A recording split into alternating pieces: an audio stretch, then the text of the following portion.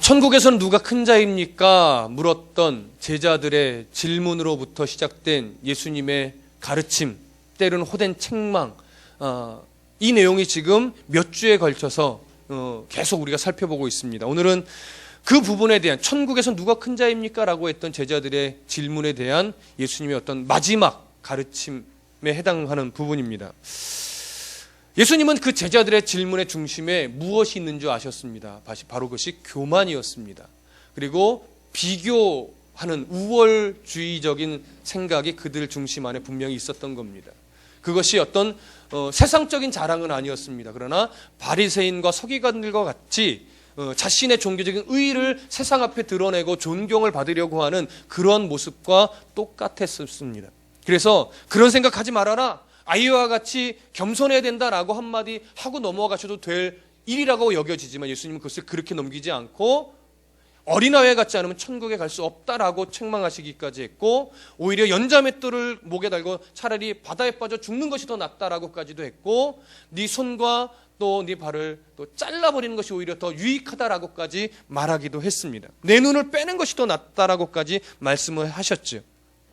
그러면서 너희는 자꾸 비교하여 내가 더 나으니, 내가 더 높니, 내가 더 큰 자니라고 지금 그렇게 비교하고 우월의식에 사로잡혀 있지만, 그러나 예수님은, 하나님은 한 영혼 한 영혼을 누가 높고 낮음의 시각으로 보지 않고 잃어버린 한 영혼을 찾아 헤매이는 목자의 심정으로 모든 하나님의 백성들을 다 그렇게 소중하게 여기고 있는데, 너는 왜 누가 높고 낮으냐 하면서 다른 사람보다 네가 높아지려고 하고 네가 더 높다고 생각하면서 다른 사람을 더 낮은 자로 치부하려고 하는 그런 중심에 빠져 있느냐라고 하는 겁니다. 천국은 그런 개념으로 세워진 나라가 아니라는 것이죠. 이 땅의 가치와는 전혀 다른 가치로 세워진 나라가 어디예요? 하나님의 나라, 천국이라고 하는 것입니다.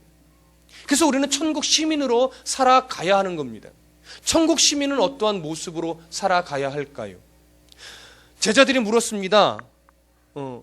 그러면 형제가 죄를 범하면 어떻게 해야 됩니까? 라고 하는 부분이죠. 제자들은, 베드로는 예수님에게 나아가 뭐라고 말할 정도였냐면 7번 용서해주면 되겠습니까?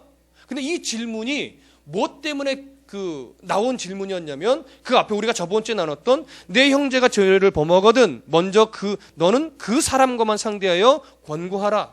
두 번째, 그 마을도 듣지 않거든 두세 사람을 데리고 가서 권면해라. 그래도 듣지 않거든 교회에 이야기해서 교회에서 그를 권면하게 하라. 교회 말도 듣지 않거든 교회에서 내어보내라. 7위에 관한 문제였습니다. 그러나 베드로는 또 그 부분을 어떻게 해요? 7위라는 초점에만 맞춘 거예요. 그러나 그 중심에는 7위가 목적이 아니라 뭐가 목적이라고 말씀드렸죠? 긍휼히 여기며 그가 죄를 회개하고 다시 주 앞에 회복되는 것에 초점이 맞춰져 있는 거예요. 근데 베드로가 지금 아직 그 부분을 캐치하지 못했어요. 그래서 랍비들은 3번만 용서해줘라, 4번째는 절대 용서해주지 말아라 라고 가르쳐 왔지만, 베드로는 그보다 한 단계 더 뛰어넘어서 7번 용서하면 되겠습니까? 이렇게 질문을 했던 것이죠. 그때 그 베드로에게 예수님이 뭐라고 대답해요? 7번뿐 아니라 7번을 70번씩이라도 용서해줘라. 왜요? 용서에 이미 한계를 정해놓으면 한계를 정해놓은 이상 그것은 용서가 아니라고 하는 것이죠. 용서라고 하는 것은 한계를 정하지 않을 때 비로소 용서가 된다라고 하는 거예요. 네가 나한테 어떻게 했는데 라고 하는 부분을 생각하고 있으면 이미 그것은 어떻게 해요? 용서가 아니라고 하는 거예요. 그 부분을 우리가 저번 주에도 잠시 나눴었죠. 베드로의 질문에는 7번 용서하면 되겠습니까? 라고 하는 베드로의 용서의 어떤 그 근거는 어디서 와요? 자기에게서 와요. 내가 용서하면 되겠습니까? 그러나 예수님의 얘기는 용서의 근거는 너에게 있지 않다라고 하는 거예요. 용서의 근거는 언제나 어디에서 출발해요? 나를 용서해 주신 하나님의 은혜에서 출발해야 돼요. 그렇지 않고서는 우리는 인간적인 우리의 어떤 성향으로는 절대 누군가를 용서해 줄 수 있다 없다? 없다. 왜요? 여러분, 내가 받은 은혜는 사실 잘 잊어버리지만 내가 받은 모욕감, 내가 받은 상처가 잊혀져요? 안 잊혀져요, 여러분. 그래서 사람의 능력으로는 절대 용서할 수 없어요. 그래서 우리는 나는 용서할 자격, 능력이 없는 존재라는 사실을 우리가 주 안에서, 주의 은혜 안에서 우리가 이것을 깨닫게 될 때 비로소 용서가 되어지는 것이지, 용서는 내가 하는 것이 아닙니다. 구약 시대에 보면 제물을 가지고 와서 하나님 앞에 이제 속죄를 합니다. 성전에 와서. 그러면 보통 이제 제물을 갖고 오는데 아사셀의 어린 양이라고 하는 그런 풍습이 있어요. 양을 2마리를 데리고 옵니다. 그러면 장로들이 이제 양에게 기도를 해요. 이게 죄를 전가시키는 기도죠. 그러고 나서 한 마리는 피를 내고 제단 위에 올려서 태워서 번제물로 드려집니다. 속죄 제물로 드려지죠. 근데 한 마리는요, 아사셀을 위하여 광야로 내보내요. 죄를 전가하는 기도를 하고 나서 제사장이 그것을 광야로 내보냅니다. 그러고 나서 그 양은 절대로 찾지 않습니다. 그냥 잊어버립니다. 이게 무슨 의미를 갖고 있냐면, 하나님께서 우리의 죄를 도말하신 후에 하나님은 우리의 죄를 한번 용서하신 이후에는 그 죄에 대해서는 하나님은 잊어버리시는 분이다라고 하는 상징이 있는 거예요. 여러분, 하나님 앞에서 정말 씻을 수 없는 죄를 고백하셨습니까? 회개하셨습니까? 그러면 하나님이 그 죄를 용서해 주십니다. 근데 용서하신 후에 나중에 또 그런 범죄를 할 때, 너 옛날에 내가 용서해 줬는데 너 또 이런 죄를 졌어 라고 옛날 것을 들먹이며 우리를 책잡지 않으신다라고 하는 거예요. 하나님은요, 우리의 죄를 한번 용서하시사 그것에 대해서 잊어버리시는 분이에요. 근데 인간의 성향은 어떻게 돼요? 잊어버려요? 안 잊어버린다고요. 그래서 우리에게 용서할 만한 능력이 없고 용서의 근거가 인간에게는 있지 않다라고 하는 거예요. 근데 베드로는 아직까지도 어떤 착각에 빠져 있어요? 내가 용서를 베풀 수 있다. 내가 7번 용서하면 내가 참 의로운 사람 아니겠습니까? 라고 예수님에게 칭찬받고자 자신이 이야기한 거예요. 근데 칭찬은 고사하고 어떻게 돼요? 7번씩 70번이라도 해야지 된다라고 하는 사실은 책망이죠. 가르침이면서 책망이죠. 그런 소리를 듣게 된 겁니다. 그래서 예수님은 천국 백성이 가져야 될 용서의 원리를 이제 결론적으로 아주 정확하게 말씀을 해 주십니다. 그것이 바로 23절 이하에 있는 내용입니다. 23절을 먼저 한번 읽어볼까요? 23절 시작. 그러므로 천국은 그 종들과 결산하려 하던 어떤 임금과 같으니. 자 보세요. 23절의 시작이 뭘로 돼 있어요? 그러므로. 그러니까 앞의 내용과 상관이 없는 것이 아니라 앞의 내용과 연결되어서 앞의 내용이 있었기 때문에 그러므로 이렇게 얘기를 하는 거예요. 그러니까 지금 천국은 그 종들과 결산을 하려던 어떤 임금과 같대요. 그러니까 이 부분이 앞에 뭐예요? 용서라고 하는 부분과 지금 연결이 되어 있다는 것을 우리는 알 수 있습니다. 그런데 여러분, 그 뒤에 우리가 24절부터 34절을 읽어야 되는데요, 그보다 먼저 23절과 35절을 연결해 볼게요. 다시 23절을 읽고요, 35절을 연결해서 읽어보겠습니다. 시작. 그러므로 천국은 그 종들과 결산하려 하던 어떤 임금과 같으니 너희가 각각 마음으로부터 형제를 용서하지 아니하면 나의 하늘 아버지께서도 너희에게 이와 같이 하시리라. 우리가 천국 시민으로서 마땅히 뭘 해야 된다고요? 용서해야 된다고요, 형제를. 그 용서함이 우리 안에 없다면 하나님이 너희를 용서하지 않을 수도 있다. 이런 의미예요. 그러니까 이것은 경각심을 가지라는 얘기지, 그리고 용서하는 성도가 되어야만 한다라고 하는 이야기지, 하나님의 백성이 되었는데 용서하지 않으면 이제부터 하나님의 백성에서 탈락, 이런 얘기는 아니에요. 지금 강조점이 그 부분에 있지 않습니다. 천국 시민으로서 가져야 될 용서의 원리를 정확하게 배워서 그것을 실천할 수 있어야 된다라고 하는 거예요. 근데 여기 잘 보면 천국은 종들과 결산하려 하던 뭐와 같아요? 어떤 임금과 같아요. 그러니까 천국 백성으로서 하나님 나라에 들어갈 때는 꼭 뭐가 있다? 결산이 있다. 근데 그 결산의 내용이 뭐냐면 얼마나 봉사 많이 했니? 얼마나 헌금 많이 했니? 너 직분 받아서 잘 감당했니? 전도 몇 명 했어? 이런 식의 결산이 아니라 용서와 관련된 결산이라고 하는 거예요. 천국 시민으로서. 그러니까 천국 시민으로서 하나님이 우리에게 보시는 것은 용서이지, 용서의 원리가 우리 삶에 적용되었느냐 안 되었느냐지, 얼마나 많은 종교적인 업적을 너희들이 내었니 안 내었니, 이게 아니라는 거예요. 그럼 이제 그 구체적인 내용을 우리가 살펴보시겠습니다. 24절 다 같이 읽습니다. 시작. 결산할 때에 10,000달란트 빚진 자 하나를 데려오매. 자, 여기 보니까 뭐 할 때요? 결산할 때에. 23절에서 분명히 얘기했죠. 천국은 그 종들과 결산하려 하던 어떤 임금과 같다고 했어요. 결산, 똑같은 말입니다. 결산할 때에 어떤 결산이냐? 10,000달란트 빚진 자 하나를 그 주인이 데려왔어요. 종인데 주인에게 얼마를 빚졌어요? 10,000달란트를 빚졌어요. 10,000달란트를. 여러분, 가끔 설교를 통해서 듣게 되실 텐데 이 10,000달란트라고 하는 것은요, 상상을 초월하던 금액이에요.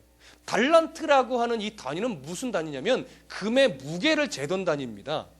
그래서 한 달란트는요, 금의 무게 중에 34kg에 해당돼요. 금. 여러분, 34kg은 엄청납니다. 이해되시죠? 근데 그게 몇 달란트예요? 10,000달란트예요. 오늘날의 가치로 환산해 보면 7조 원에 해당됩니다. 이거 말이 돼요? 7조 원.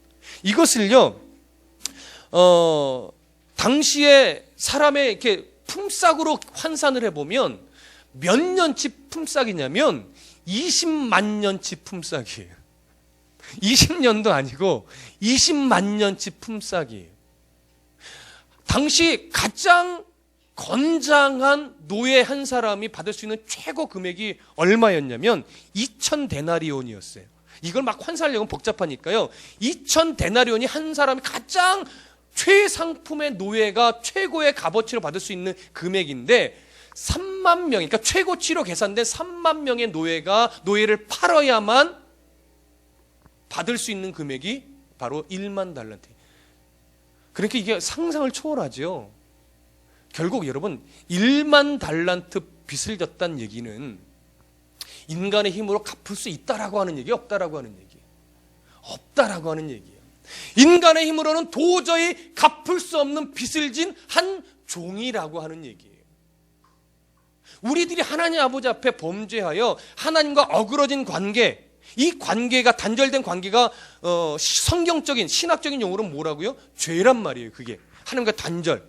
근데 이 단절은 인간의 힘으로는 회복할 수 있는 죄예요, 없는 죄예요? 없는 죄라고요. 없는 죄라고요. 그런 똑같은 의미가 여기에 담겨 있는 거예요. 그래서 25절 다 같이 읽어보세요. 25절 시작. 갚을 것이 없는지라 주인이 명하여 그 몸과 아내와 자식들과 모든 소유를 다 팔아 갚게 하라. 주인이 그렇게 명령했어요. 너도 얘도 팔고 가족들도 다 팔고 소유를 다 팔아서 갚게 하라. 근데 실제로 다 팔아봤자 얼마 차지하지도 않아요. 갚는 신용도 낼 수 있어요, 없어요? 없어요. 그게 주인이 모르는 것이 아닙니다. 그런데 더 놀라운 것이 있어요. 26절 다 같이 읽어보겠습니다. 시작. 그 종이 엎드려 절하며 이르되 내게 참으소서 다 갚으리이다 하거늘. 종이 엎드려서 이렇게 말해요. 내게 참아주시옵소서 다 갚으리이다. 진심이에요, 거짓말이에요?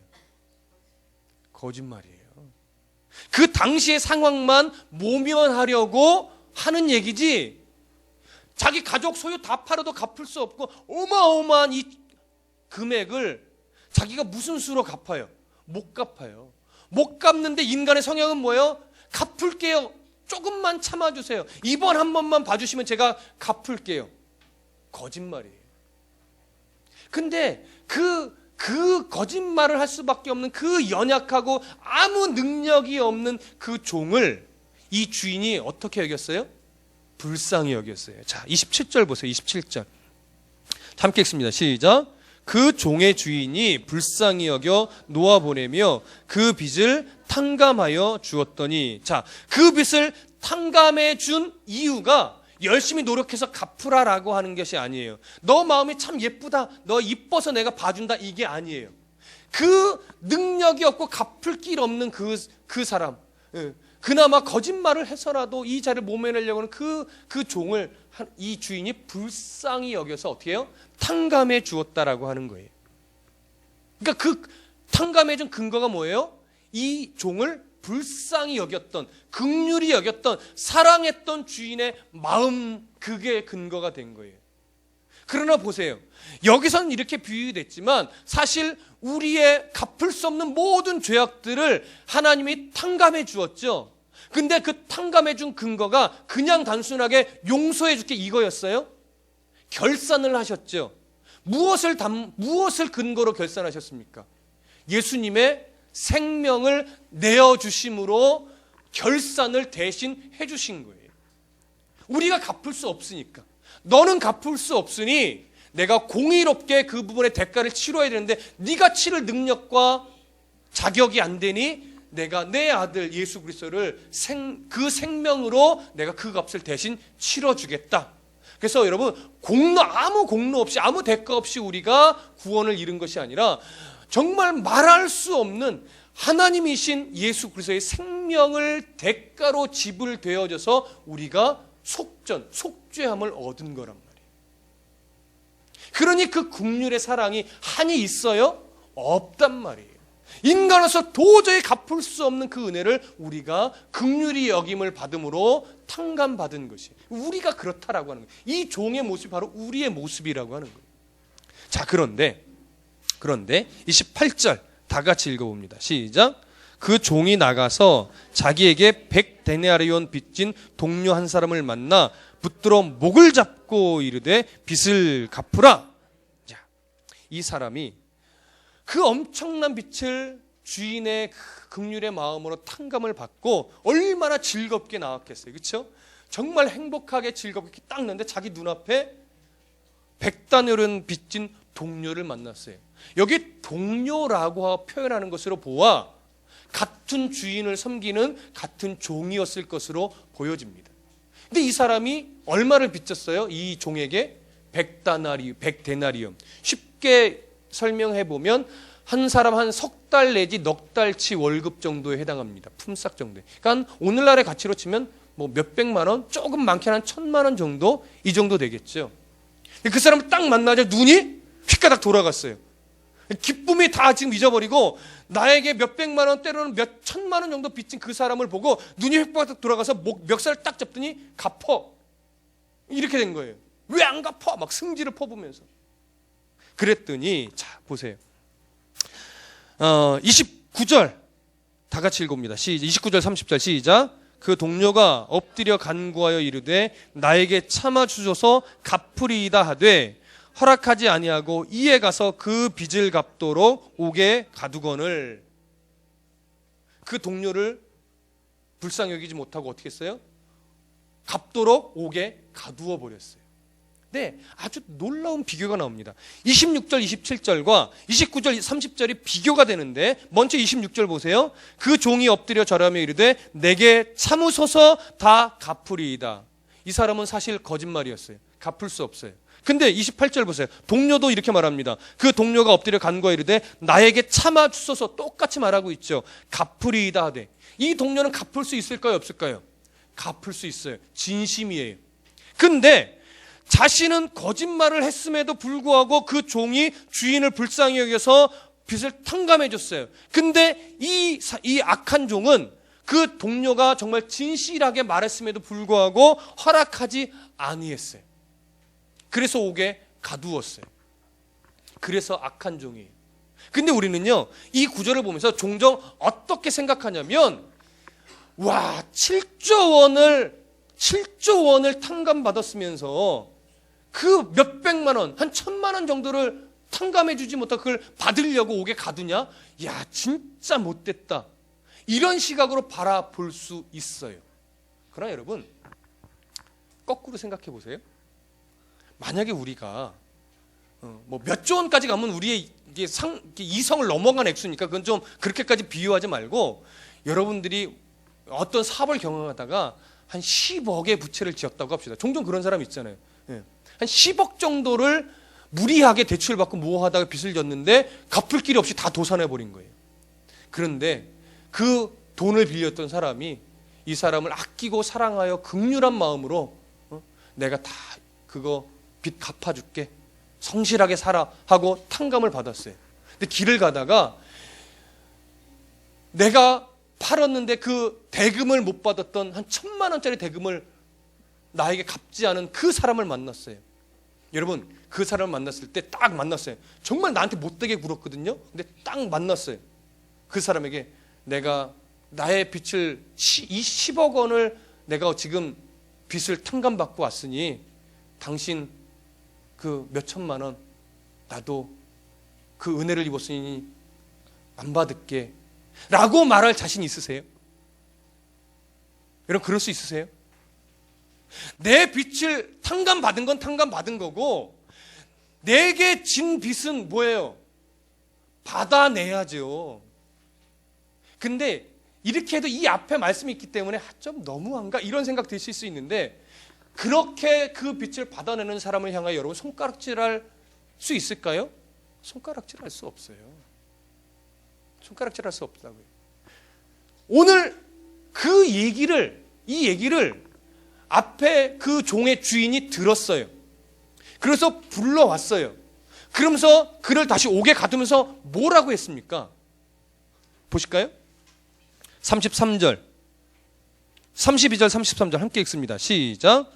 그의 그 주인이 그를 불러다가 말하되 악한 종아, 네가 빌기에 내가 네 빚을 전부 탕감하여 주었거늘 내가 너를 불쌍히 여김과 같이 너도 네 동료를 불쌍히 여김이 마땅하지 아니하냐?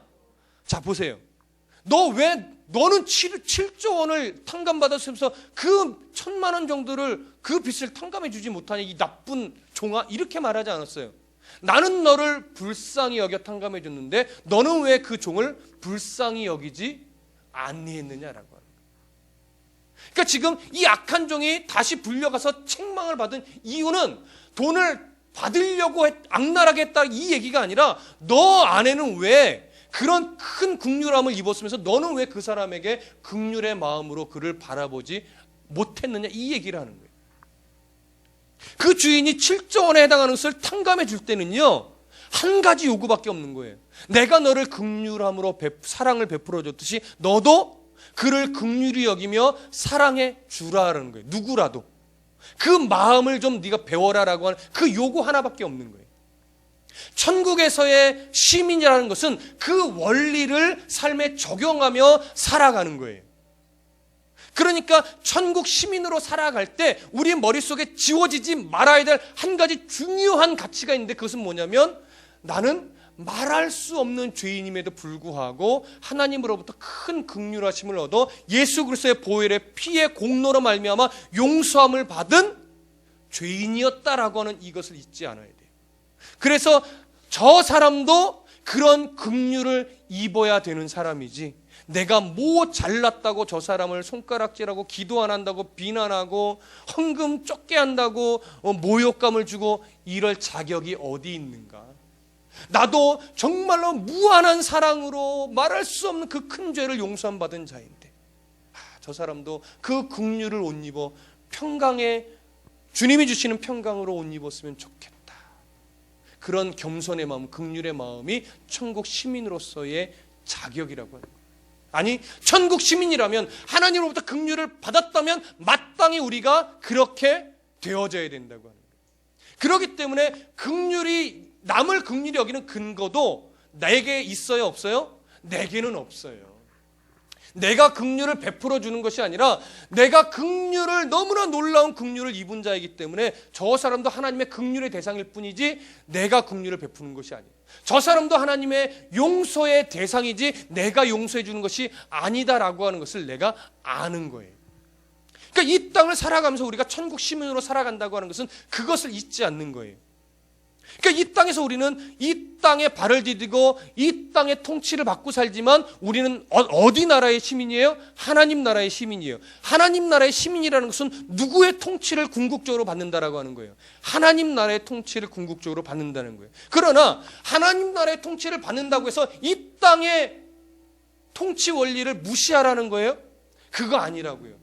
이 땅의 통치를 받으면서 그 안에서 하나님 나라의 통치 원리가 꽃이 필 수 있도록 너의 삶을 낮추고 긍휼히 여기는 원리를 가지고 그 속에서 하나님이 원하시는 열매를 맺어가라고 하는 거예요.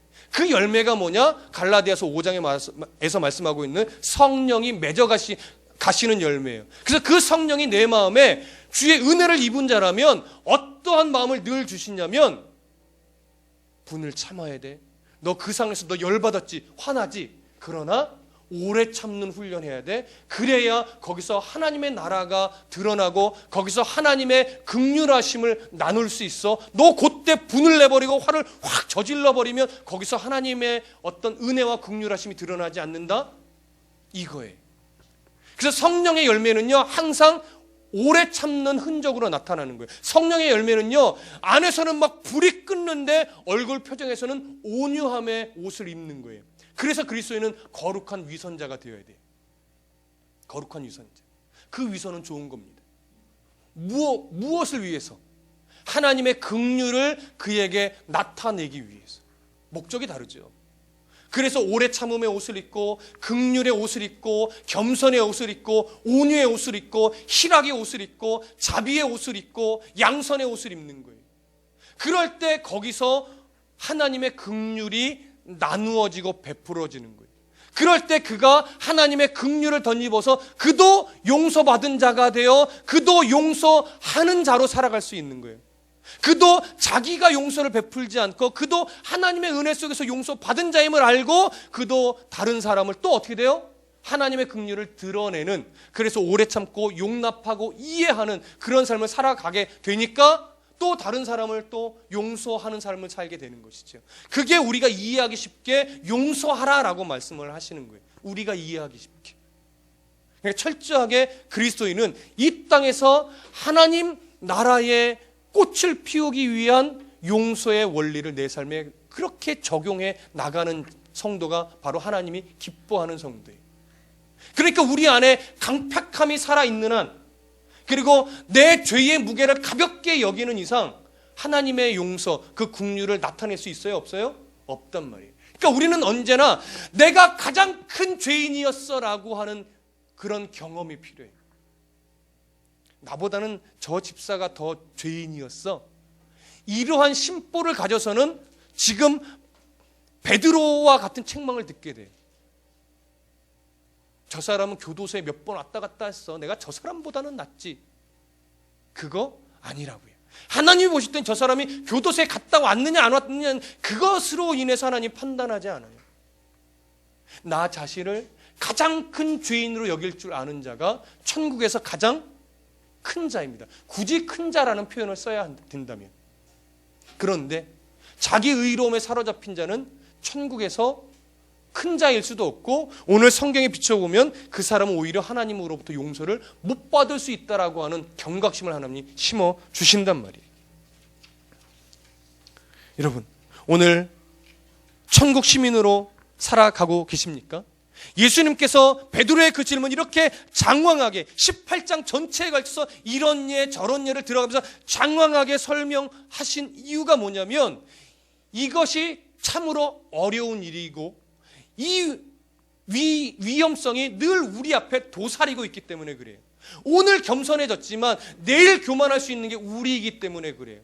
오늘 말씀 앞에 겸손히 서서 주의 은혜로 겸손히 내가 큰 죄인이라고 눈물로 고백했지만 내일 가서 또 아우 저 못된 놈, 내가 저런 놈을 이러면서 손가락질할 수 있는 게 우리이기 때문에 그래요. 그래서 날마다 말씀 앞에 나를 비추어서 내가 가장 큰 죄인이다라는 고백을 날마다 하지 않으면 우리는 이 베드로가 넘어졌던 오류에 우리도 넘어질 수 있기 때문에, 그것은 천국 시민의 원리와 정반대되는 원리이기 때문에 예수님이 이토록 강조하여 우리에게 그리고 베드로에게 그리고 제자들에게 가르치셨던 겁니다. 이렇게 살기 참 어렵습니다. 그러나 살아내야만 합니다. 18장 35절 한 번만 더 읽어보겠습니다. 18장 35절 시작. 너희가 각각 마음으로부터 형제를 용서하지 아니하면 나의 하늘 아버지께서도 너희에게 이와 같이 하시리라. 이런 마음으로부터 내가 가장 큰 죄인입니다라고 인정하는 그 마음에서부터 형제를 이웃을 용서하는 힘을 여러분 길러내시길 부탁드립니다. 갈라디아서 2장 20절에 이렇게 되어 있습니다. 내가 그리스도와 함께 십자가에 못 박혔나니 그런즉 이제는 내가 사는 것이 아니요 오직 내 안에 그리스도께서 사시는 것이라. 나를 용서하신 그리스도가 내 안에 살 때만 가능한 겁니다. 이제 내가 육체 가운데 사는 것은 나를 사랑하사 나를 위하여 자기 자신을 버리신 하나님의 아들을 믿는 믿음 안에서 사는 것이라. 나를 위하여 자기 몸을 버리신 그 예수 그리스도를 믿는 믿음 안에서 남을 더 존귀하게 여기며 사는 것이라. 나를 위하여 자기 몸을 버리신 예수 그리스도의 은혜 안에서 나를 낮은 자로 낮추며 살아가는 것이라. 여러분, 이렇게 살아감으로 말미암아 천국 시민으로서 하나님의 긍휼을 드러내며 살아가시는, 그래서 하나님 나라에서 가장 큰 자로 여김 받으시기를 간절히 부탁드립니다. 기도하겠습니다.